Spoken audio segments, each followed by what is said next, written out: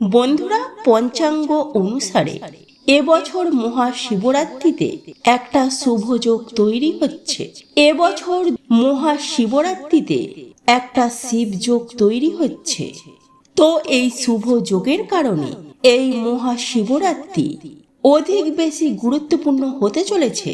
তো বন্ধুরা, আজকের এই ভিডিওটিতে এমন দুটি গাছের কথা জানাবো, এই গাছের শিকড় মহাশিবরাত্রির দিন ধারণ করলে অনেক বেশি লাভ পাবেন, অনেক বেশি উপকার মিলবে।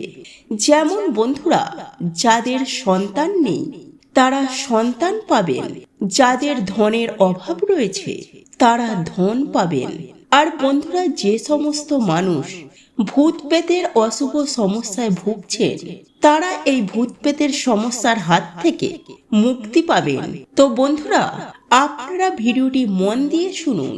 বন্ধুরা, মহাশিবরাত্রি কেন পালন করা হয়? পৌরাণিক কথা অনুসারে এই শিবরাত্রির দিন ভগবান শিব মাতা পার্বতীকে বিবাহ করেছিলেন।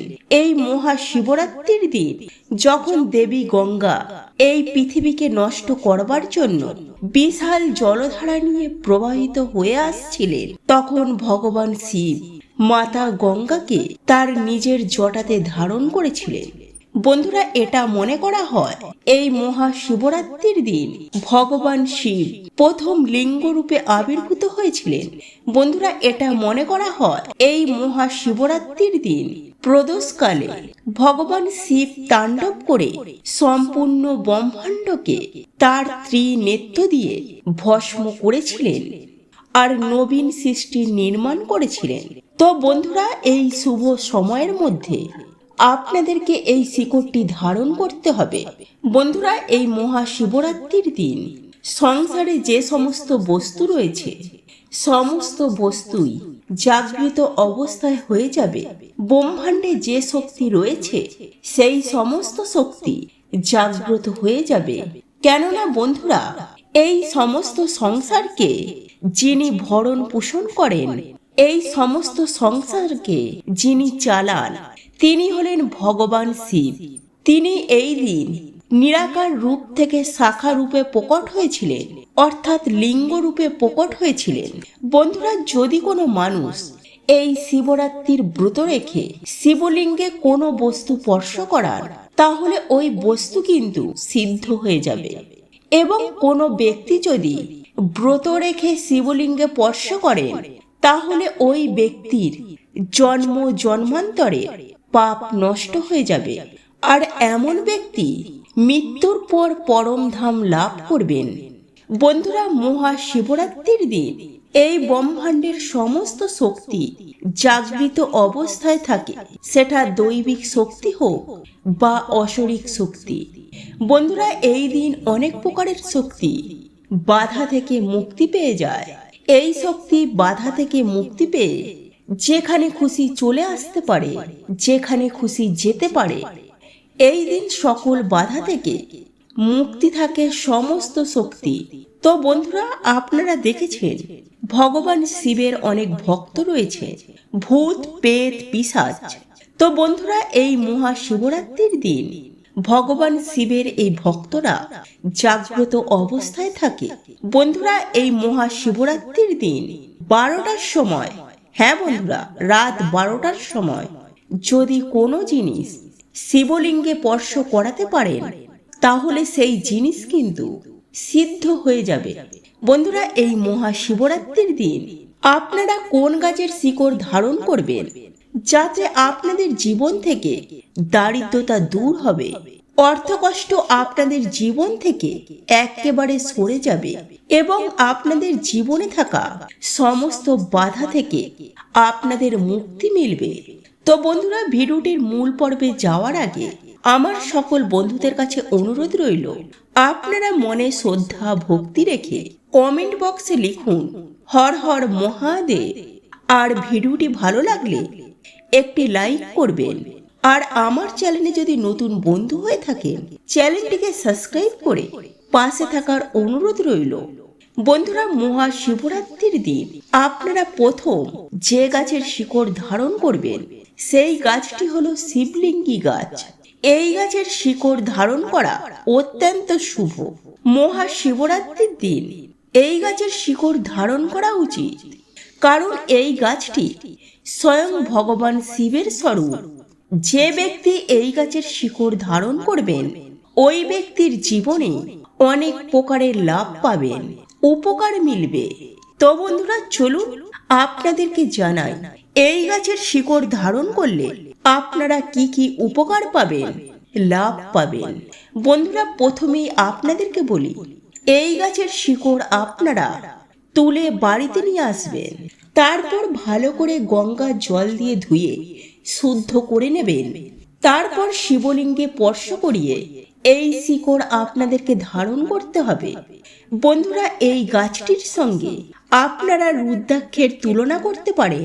বন্ধুরা রুদ্রাক্ষ আপনাদেরকে যতটা লাভ দেবেন, উপকার দেবে, ঠিক ততটাই লাভ ও উপকার পাবেন এই শিবলিঙ্গি গাছের শিকড় যদি ধারণ করেন। বন্ধুরা আজকাল বাজারে অনেক বেশি রুদ্রাক্ষ পাওয়া যায়, তো আপনারা দেখবেন নকল রুদ্রাক্ষ কিন্তু বেশি পাওয়া যায় বাজারে। তো বন্ধুরা আপনারা কোনটা আসল কোনটা নকল কিন্তু চিনতে পারবেন না। এতে আপনারা নকল রুদ্রাক্ষ কিনে ফেলেন, তাহলে আপনাদের অনেক অর্থ ব্যয় হয়ে যাবে, আপনাদের অনেক অর্থ অযথা খরচ হয়ে যাবে। তো বন্ধুরা মানুষ কিন্তু আপনাকে ঠকাতে পারে এই নকল রুদ্রাক্ষ দিয়ে। তাই বন্ধুরা এই নকল রুদ্রাক্ষ থেকে আপনারা কিন্তু ঠকে যেতে পারে। তার থেকে ভালো আপনারা এই শিবলিঙ্গি গাছের শিকড় ধারণ করুন। এতে আপনাদের কোনো অর্থ ব্যয় হবে না, আপনাকে কেউ ঠকাতেও পারবে না, আপনি একদম আসল জিনিস পেয়ে যাবেন। বন্ধুরা খুব ভালো করে আপনারা যদি দেখেন তাহলে বুঝতে পারবেন শিবলিঙ্গে গাছের যে ফল হয় সেটা দেখতে কিন্তু অনেকটা শিবলিঙ্গর মতো হয়। বন্ধুরা এই গাছটি সাক্ষাৎ ভগবান শিবের স্বরূপ। বন্ধুরা এই গাছের শিকড় ধারণ করলে আপনারা শত্রুর হাত থেকে মুক্তি পাবেন, সাপের ভয় থেকে আপনারা মুক্তি পাবেন। এই সংসারে যত রকমের ভয় রয়েছে সেই সমস্ত ভয় থেকে আপনার মুক্তি মিলবে এবং কোনো অজ্ঞাত শক্তি আপনার কোনো ক্ষতিও করতে পারবে না। যেমন ভূত, পেট, পিশাচ, ডাইনি, যত রকমের অশুভ শক্তি রয়েছে এরা কিন্তু আপনার একটা চুলও বাঁকাতে পারবে না। বন্ধুরা এই শিকড়টি ধারণ করলে আপনারা শিবের কৃপা পাবেন, ভগবান শিবের আশীর্বাদ সর্বদাই আপনাদের ওপরে থাকবে। বন্ধুরা এই গাছটির শিকড় ধারণ করলে আপনারা ধনলক্ষ্মী, বৈভব লক্ষ্মী আপনার ঘরে বসবাস করতে শুরু করবে। বন্ধুরা এই গাছটির মধ্যে এতটাই চমৎকারী শক্তি রয়েছে, নিঃসন্তান দম্পতি অর্থাৎ যাদের সন্তান নেই, যে মহিলা বা পুরুষ দুজনেই যদি এই শিকড় ধারণ করেন এবং মহিলারা যদি এই গাছের বীজ 5টি বীজ দুধের সাথে মিশিয়ে মহাশিবরাত্রির দিন থেকে টানা 5 দিন যদি খেতে পারেন তাহলে 100% গ্যারেন্টি যাদের সন্তান ধারণ করবার ক্ষমতা নেই সেই সব মহিলারা সন্তান ধারণ করতে পারবেন। হ্যাঁ বন্ধুরা, যাদের সন্তান ধারণ করবার ক্ষমতা নেই সেই সব মহিলারা তার নিজের গর্ভে সন্তান ধারণ করতে পারবেন। কিন্তু বন্ধুরা তার সাথে সাথে আপনারা ডক্টরের চেক আপ সঠিকভাবে করবেন। বন্ধুরা এবার দ্বিতীয় যে গাছটির কথা আপনাদেরকে জানাচ্ছি, এই গাছটি সাক্ষাৎ মা লক্ষ্মী দেবীর স্বরূপ। এই গাছটিতে সাক্ষাৎ মা লক্ষ্মী দেবী বিরাজ করেন। বন্ধুরা এটা মনে করা হয় মহাশিবরাত্রির দিন এই গাছের শিকড় এনে যদি শিবলিঙ্গে স্পর্শ করিয়ে ধারণ করতে পারেন তাহলে জন্ম জন্মান্তর ধরে যে সমস্ত মানুষরা টাকা পয়সা দেখতে পায় না, যাদের জীবনে জন্ম জন্মান্তরের দারিদ্রতা থাকে, এমন মানুষ যাদের জীবনে জন্ম জন্মান্তর ধরে ধনের অভাব রয়েছে, এমন মানুষেরা পুনরায় ধনবান হয়ে যাবে যদি এই গাছের শিকড় ধারণ করতে পারেন। বন্ধুরা এই চমৎকারী গাছটি হলো ডুমুর গাছ। বন্ধুরা এটা মনে করা হয় এই ডুমুর গাছে সাক্ষাৎ মাতা লক্ষ্মী দেবী এবং ভগবান নরসিংহদেব বাস করেন। বন্ধুরা, যখন হিরণ্যকশ্যপকে বধ করেছিলেন ভগবান নরসিংহদেব, আর আপনারা বন্ধুরা হিরণ্যকশ্যপকে আপনারা সকলেই জানেন, এই হিরণ্যকশ্যপকে যখন নরসিংহদেব বধ করেছিলেন তার নিজের নখ দিয়ে, তো বধ করার পর নরসিংহদেবের নখের মধ্যে অসুরের রক্ত কিন্তু প্রবেশ করেছিল। এই অসুরের রক্ত নরসিংহদেবের নখে প্রবেশ করার ফলে নরসিংহদেবের নখ প্রচন্ড পরিমাণে চুলকাতে শুরু করে এবং সেই নখের চুলকানি কিছুতেই বন্ধ হচ্ছিল না।